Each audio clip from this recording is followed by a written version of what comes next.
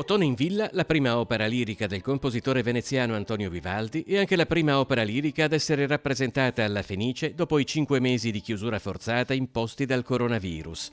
Una settimana fa, con un concerto dedicato a medici e infermieri, ha esordito la nuova disposizione anticontagio del teatro, che vede i musicisti in platea e parte degli spettatori all'altezza di palcoscenico e golfo mistico all'interno di una coreografica chiglia di nave in legno. Anche per la prima rappresentazione lirica, le limitazioni anti-Covid diventano occasione di sfida e di opportunità per un allestimento innovativo nella messa in scena e nella fruizione. In un'opera che è seria da un lato, ma dall'altro ha degli aspetti molto buffi di fraintendimento e una regia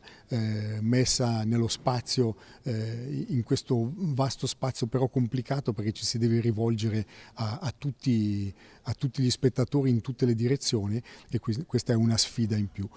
L'imperatore di Roma Ottone è legato a Cleonilla, che ha una relazione segreta con Caio Silio, della quale è già stanca perché si è innamorata di Ostilio, che è in realtà una donna, Tullia, mascherata da uomo perché innamorata di Caio, dal quale è stata lasciata.